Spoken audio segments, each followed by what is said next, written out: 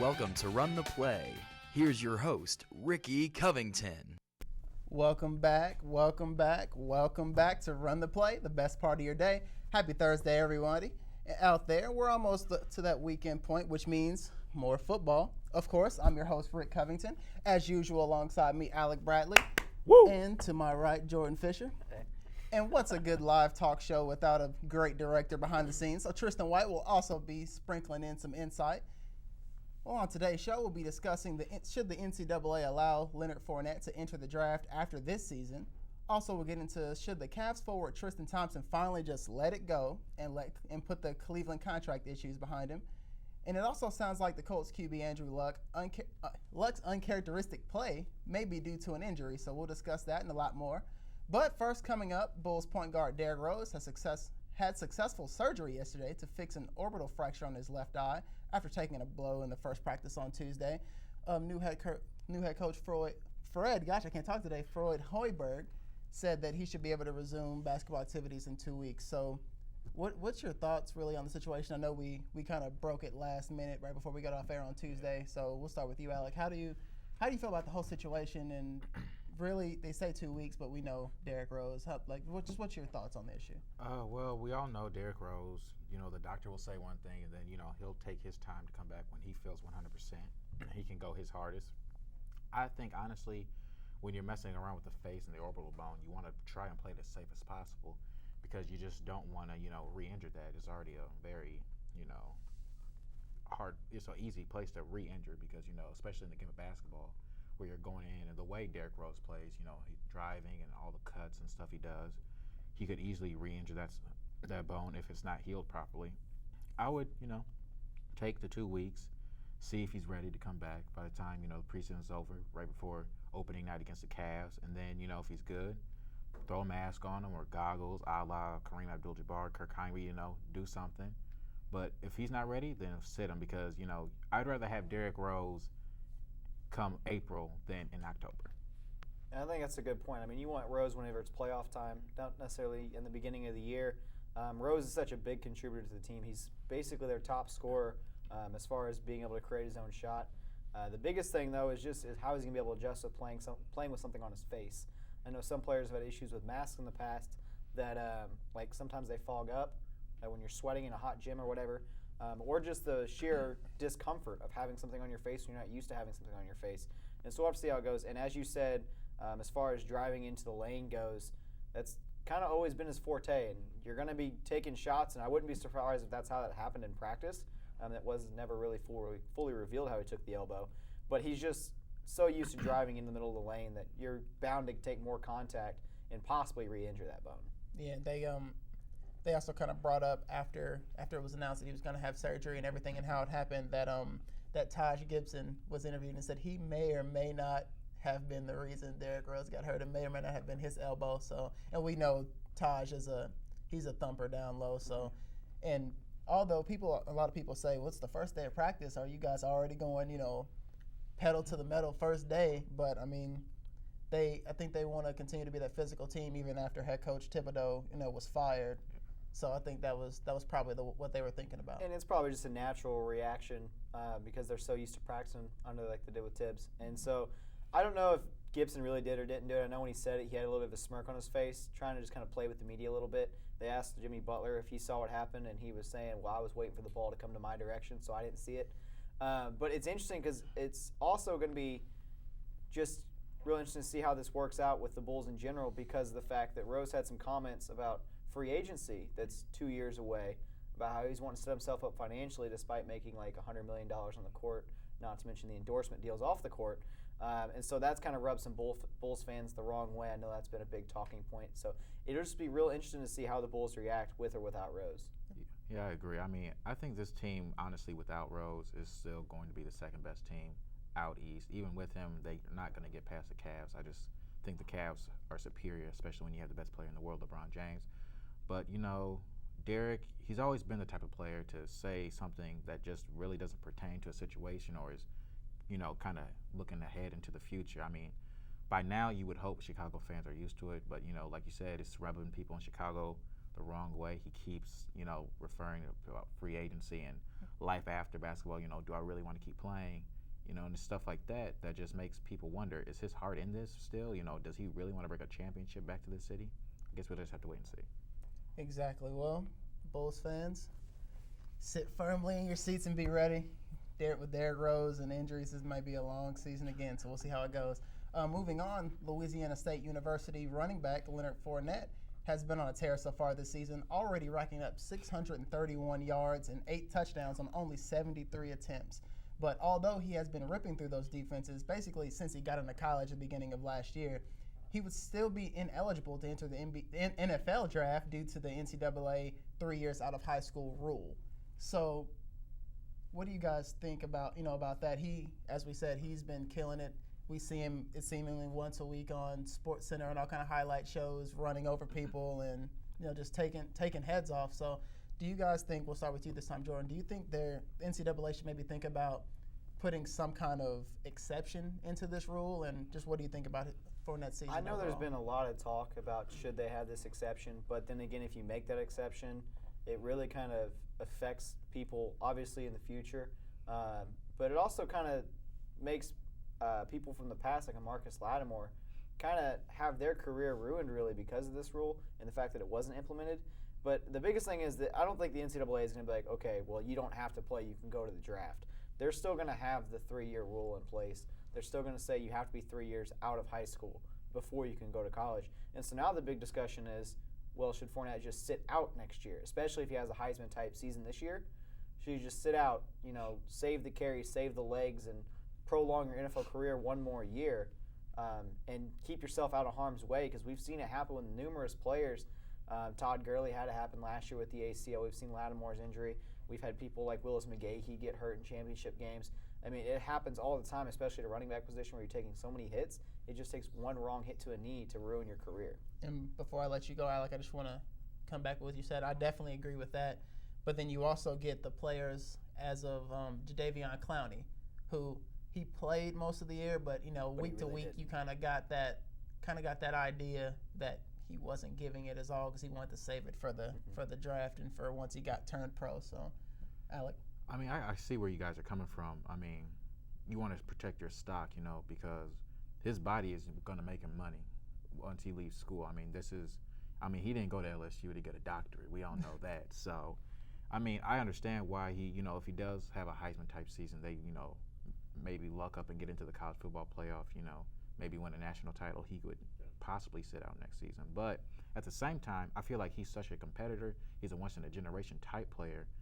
He may, some players like that think, oh, nothing can happen to me. I'm invincible. I can't be stopped. I mean, that's not the right way to think about it. It's not the right way to approach it. But when you look at him, I mean, he's a once-in-a-generation. We haven't seen someone like this since Adrian Peterson about 10 years ago at Oklahoma. I mean, he's electrifying. He's going through people, making people miss. He's electrifying, and he's good for college football because college football, has been so quarterback heavy recently. It's nice to see someone at a skill position really, break out and electrify the game. And I think the biggest thing about that with Fournette is that if he doesn't want to sit out because it is a natural competitive side just to want to play, especially if you agreed to play with LSU, and let's say they do get to the playoff this year and they lose in the championship game, then maybe Fournette's like, okay, well, I want to win a championship since I was so close. But the biggest thing I think is if he does have such a great season, his stock is really, really high. I think it's on Les Miles to, still play him but protect him. So I think it should just be a big thing about that is just making sure that you're limiting how much he actually plays, especially if they're in blowout games, just to kind of protect his body and protect his stock. Yeah, I mean, that falls right back on the coach and, the coaching staff, strength conditioning, make sure his body's prepped each and every week, especially over the summer heading into the next season since he does have to come back. It really is not all on Leonard Fournette. It's really a whole team, just a program mentality to make sure, protect this guy and hopefully make sure that, he keeps, stays clear of injuries, keep that stock high because there's no way if he comes back next season and does what he's already doing, he's going to be a consensus #1 pick. Even though people say don't take a running back in the first round anymore, you cannot not take this guy. Well, which means Chicago, take notice. You may be able to pick him. Take him. Take him, please take him. But anyway, nonetheless, we'll have to go and step away for a minute. But when we return, we'll discuss the Colts' outlook for Sunday against the Jacksonville Jaguars and if they will have their starting QB ready to go. Also, we'll bring you your Thursday night football preview for the Ravens against the Steelers. Stay tuned here.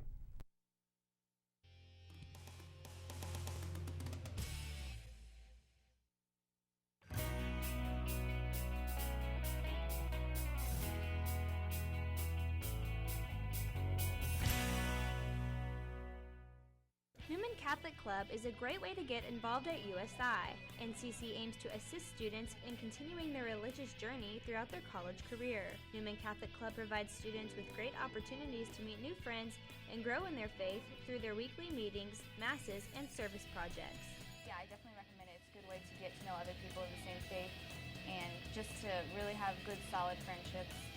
Newman Catholic Club, where hearts speak to hearts.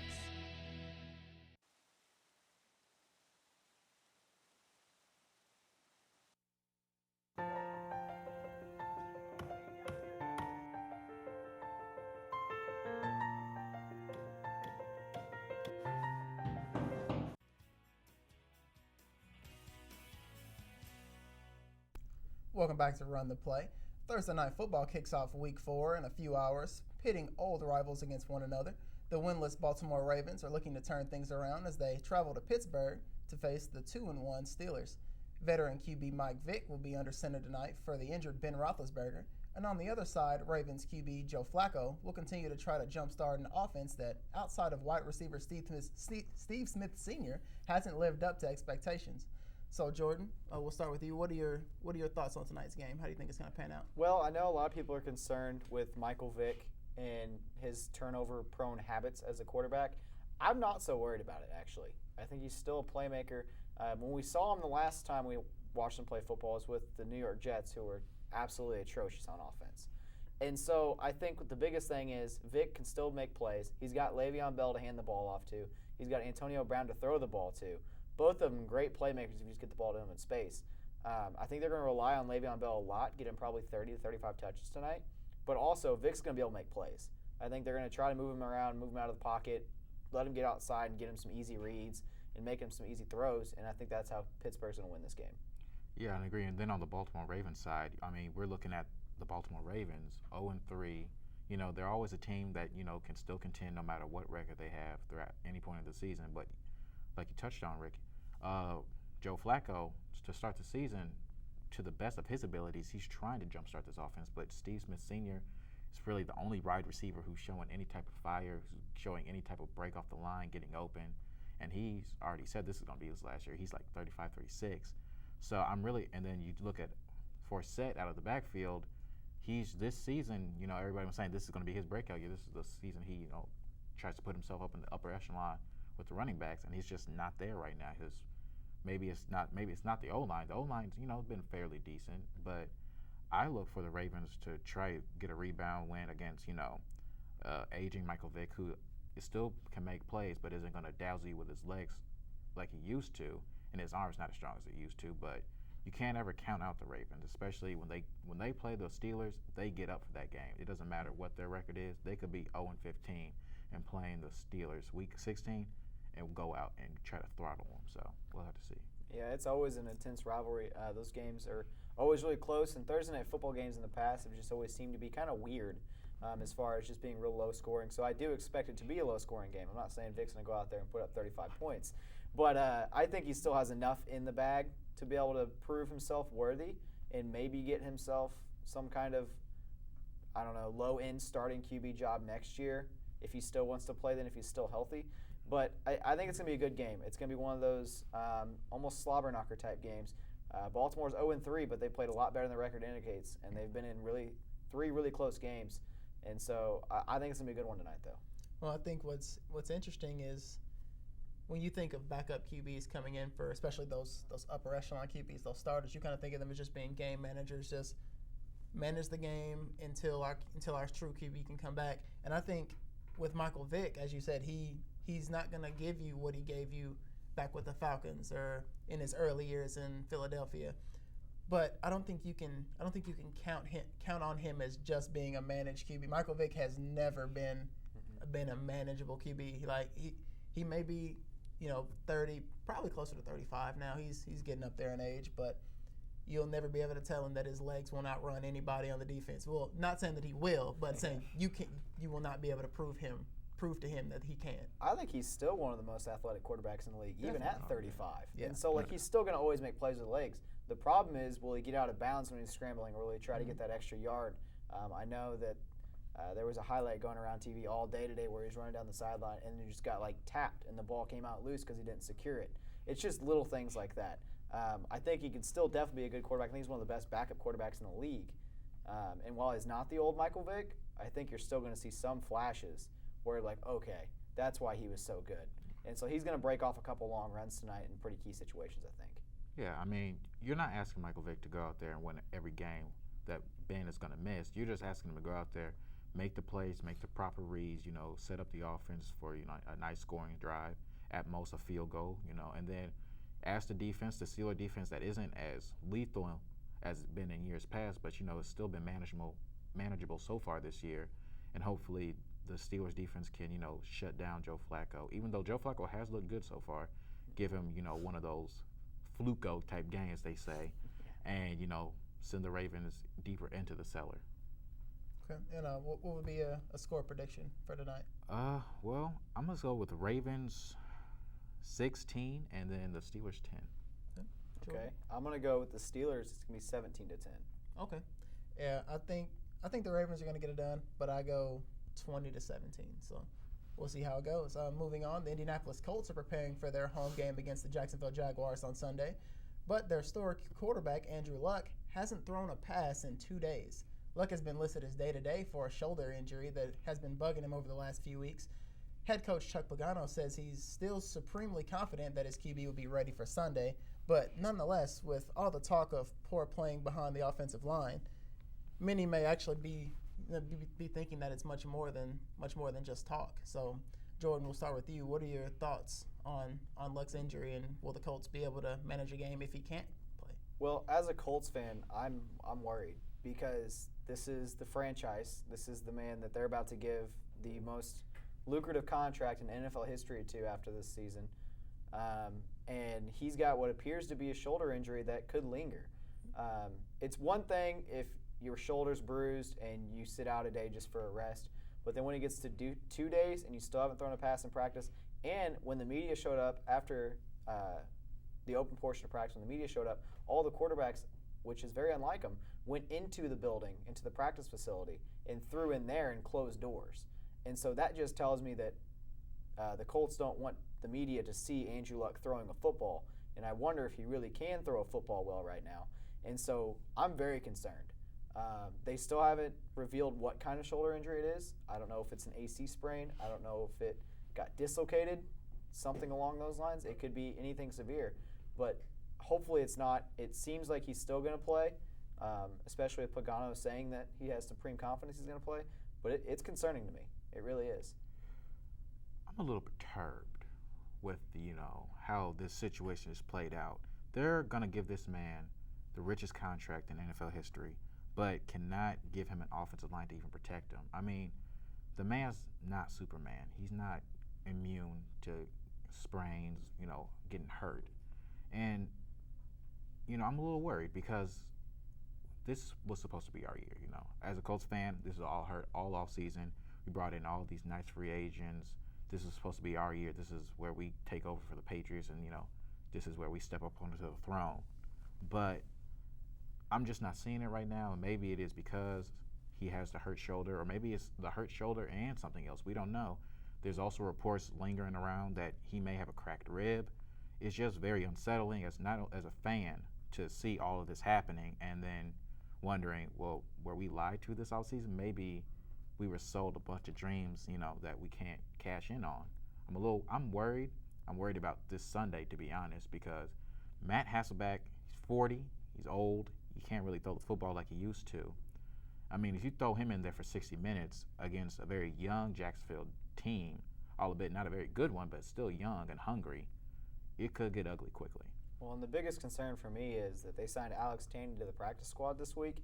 They've usually carried 3 quarterbacks, But the fact that they did it the same week that Luck has an injury that's revealed, and now he's supposed to play, but there's still that concern where Tanny's throwing passes in practice. That makes me wonder if Tanny's possibly going to be being signed to the active roster and Luck being sat down for this week as they do play Jacksonville. And I'm kind of with you. It's very discomforting. There were such big aspirations this year, and if the team underachieves, I think you could see both Pagano and Grigson out of a job after this year, because Grigson, after the first year in the playoffs, he had put this Post-it note or some kind of piece of paper on his wall and said, "Protect the franchise," and that's Andrew Luck. He put it up in his office, and he still has yet to do that. They tried shuffling the offensive line around, but I know you can't do a whole lot in season. But the thing is, you got to make it through the season first and not have your star quarterback, who's one of the best up-and-coming quarterbacks in the league, get hurt for a long period of time. Yeah, definitely. And as you said, it's not even all Andrew's fault. Of course, as you said, the offensive line isn't much to be desired, but those new weapons, those new free agent acquisitions, Andre Johnson still hasn't came to play as of yet, and Frank Gore has finally had a good game. So we're just not really sure what to think of the offense as a whole. Guys, I'm pretty confident that Luck's going to play Sunday. I also have supreme confidence. I don't have supreme confidence in his shoulder or his confidence in his own shoulder. So I think that his numbers might be down a little bit. So I would expect a little more running in this game, more handoffs to Frank Gore, maybe some short passes, a little more stuff to Fleener over the middle, and things of that nature. What are you guys expecting if Luck does play? What the Colts are going to look like? I mean, I still expect Luck to play. I just expect the playbook, as you kind of alluded to, be very dialed back. Mm-hmm. If you have a shoulder, you can't be putting stress on that shoulder by having him throw multiple 35, 40-yard passes. The Colts like to throw the ball vertically, especially to Dante Moncrief, and they look for Philip Dorsett deep and T.Y. Hilton deep and Kobe Fleener deep. Well, now it's going to have to be, you paid all that money to Frank Gore. Let him be the bell cow for the next 3 or 4 games. Let Luck's shoulder rest. He can still throw passes. He wouldn't be the first quarterback to play through a shoulder injury. But at the same time, you don't want to do too much to that shoulder, because if it is some kind of sprain or strain and it becomes worse, then you're just asking for a whole lot of trouble. So, yeah, I agree. And also, this falls onto Pep Hamilton, because this is why we brought him in, because Andrew's first year we were throwing the ball down the field vertically. Pep Hamilton comes in. He wants to run that Stanford power run game, So this is kind of his week to show it, because, your quarterback's not 100%. You have a very nice running back in Frank Gore. You want to pound the ball 40 times a game like you did back in Stanford. This is the time to show it, to see if it works. And if it doesn't, then that shows us a lot about Pep Hamilton's playbook and what the Colts can't do with it. All right. I think as far as Pep Hamilton's approach this week, for my receivers, hitches, ends, anything short, slants, anything that's short and can get the ball out of Andrew's hands as quickly as possible before that offensive line does give away and he takes any unnecessary hits. Well, I think they should just kind of move to that type of offense anyways. That's how Peyton Manning had so much success in Indianapolis, was that he got the ball out quickly. And the thing is, with Andrew Luck and this offense, they're taking deep shots down the field. I get it. You have the speed. You have the athleticism to run deep routes. But Andrew Luck is getting hit like crazy. He's behind probably Cam Newton, probably the second most hit quarterback in the NFL. The man is under constant pressure. He's evading pressure. He's taking big hits on throws. He's been sacked a lot. It's not good that the franchise quarterback keeps getting hit like this, especially if you're about to pay him hundreds of millions of dollars. Well, remember, Cam Newton's not old enough to get those late hit calls, and Andrew came in a year after him, so that's true. You can't expect Andrew to get those calls if Cam can't. I'm just saying. Well, we have to step away again and go pay some bills, but when we return, we'll be doing something a little different in the next segment, so keep it here on SETV 12 to find out what we're doing here on Run the Play. You're watching Screaming Eagles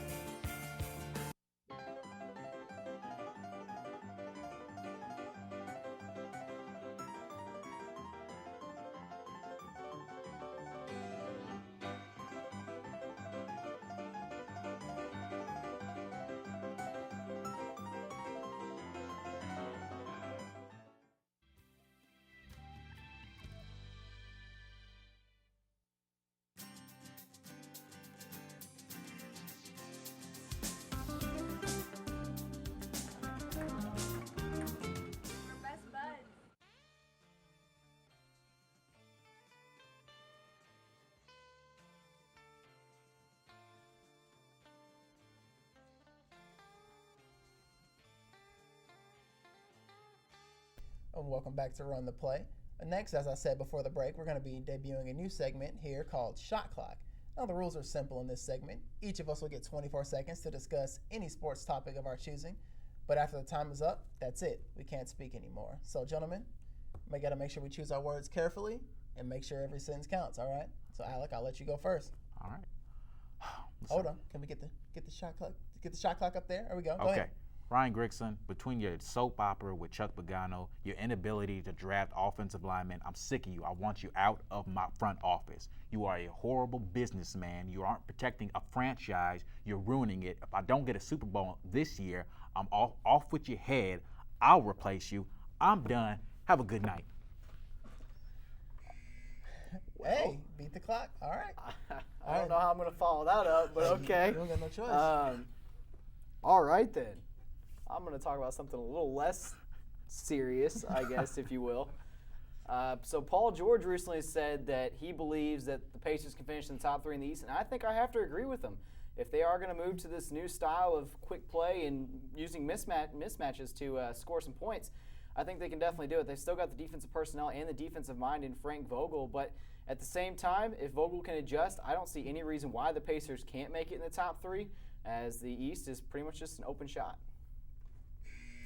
All right. Hey, 2 for 2. All Let's see right. if I can finish off strong. All right. As a Chicago Bulls fan and as a Chicago Bears fan, it kind of annoyed me to hear that Green Bay Packers quarterback Aaron Rodgers is being compared to Michael Jordan. Now, although he has had a great season so far, as Aaron Rodgers alluded to, he's unworthy of that comparison, which I completely agree with. MJ, his airness will always be great. Aaron Rodgers is great, but he hasn't gotten to Michael Jordan status yet. So I'll leave it at that. Michael Jordan forever. I think you lost, actually, because you Nope. said that one thing there Nope. after. I I'm wanna pretty hear it. sure you said that after The one. ball was still in your hands. The It was ball right on your was still fingertips. Hey, I don't know if that hey. one's going to count. Hey, I won. Oh, did you? I won the Is game. it because you're the host? Yeah, After official review, the call stands. Oh. Ricky got it. He got the shot Woo! off, so he beat the clock. There's just Okay. not enough evidence. It's Yeah, okay. it's fine. Hey, That's all stands means. Yeah, he said stands. He didn't say it was It's- confirmed. It just it's means okay. it just means that you just barely snuck by on a technicality. It's Hey. okay. Hey, we avoided the delay of game, and that's all the time we have here on Run the Play. Thank you for joining us tonight. We'll see you back here on Tuesday at 5. For Alec Bradley, Jordan Fisher, and Tristan White, I'm Ricky Covington. We'll see you next week.